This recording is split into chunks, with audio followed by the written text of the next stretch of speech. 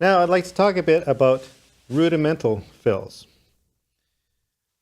The rudiments are really the core of all kinds of things that we play, whether it be fills, beats, solos. Everything is based around the rudiments. Whether you understand the rudiments or not, you're already using them. Because whether it's singles, doubles, flams, they permeate every part of drumming. So the more that you can understand, the more competent that you can become in your rudiments. Again, it's going to give you that much more freedom as a player to express yourself on the kit.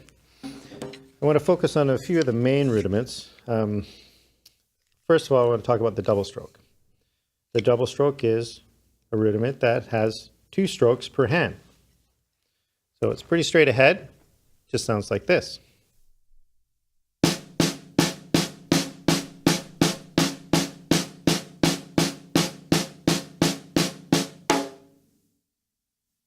Now I mainly do that with just the wrist action because it makes it easier when it's slower. When I start going faster, I'm going to want to begin to bounce the stick because that way the stick will start doing more work for me, makes it easier. So I'm just going to show you the double stroke bounced with a big gap between each stroke so you can kind of see how it works. So a double stroke bounced would be like this.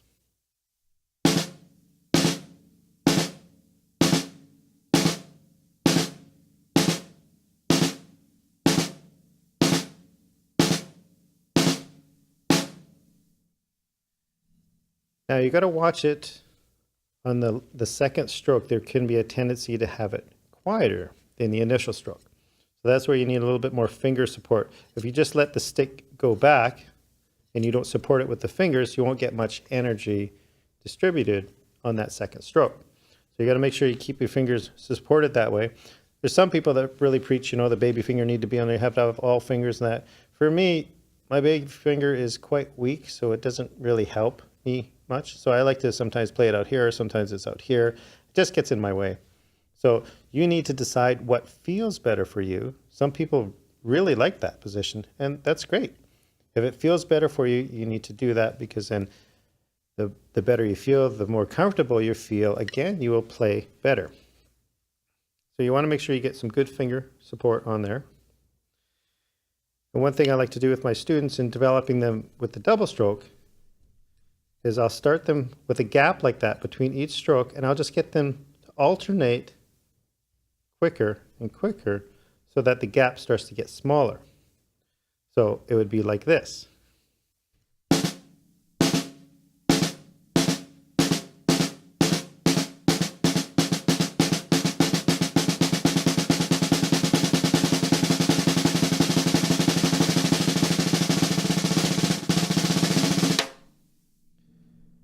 Now, with the double stroke, again, it's really nice to be able to practice at a slow tempo and go fast and back to slow. When I used to practice this, I used to probably take about 5 minutes just to do the whole rudiment once, just nice and slow, and then again, slowly speeding it up because there are those gravitational tempos that we always want to gravitate towards too. Whether it's, say, 100 feels better than 110 for me. So if I'm playing at 110, I'm going to have a tendency to slow it down. So by doing these gradually speeding up and gradually slowing down exercise, it'll help eliminate those comfort tempos. And with the double stroke, it starts slow with the wrist and then it converts to bounce. So there's that one point where you got to be going from the wrist to the bounce.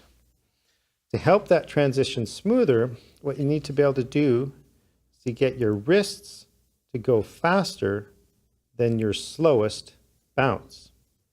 That way the transition will be able to be smoother. So I'm going to do an exercise of being slow doubles to fast doubles to slow doubles. But I'm not going to take 5 minutes to do it because it's just wasted extra time. You understand how you need to speed up and kind of just feel the tempo, speed up, feel the tempo, speed up, feel the tempo, and just kind of work your way up. So I'm going to do it a little bit quicker. But you'll be able to get the idea of the transition. So here we go.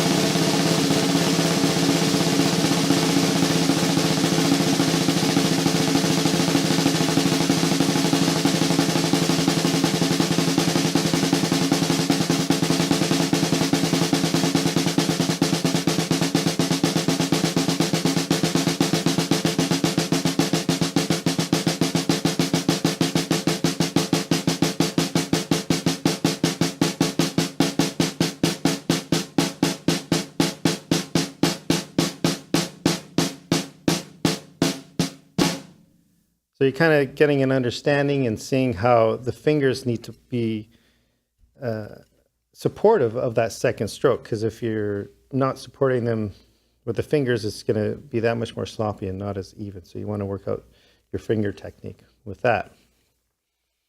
Our first double stroke example is just going to be a 5-stroke. It's going to be a single on the floor tom, right hand lead, double on the snare, double on the first tom, floor tom.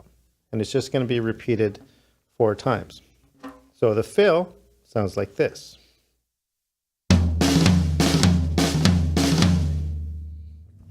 And now I'll play it with a beat.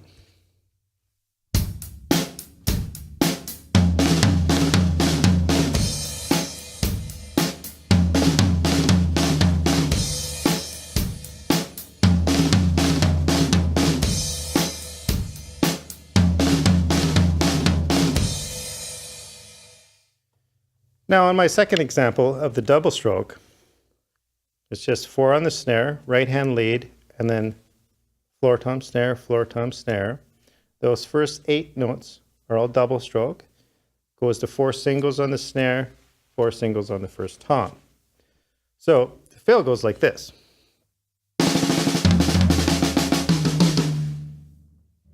And the tricky thing about doing bounce with the doubles on a bigger surface is that there's less response.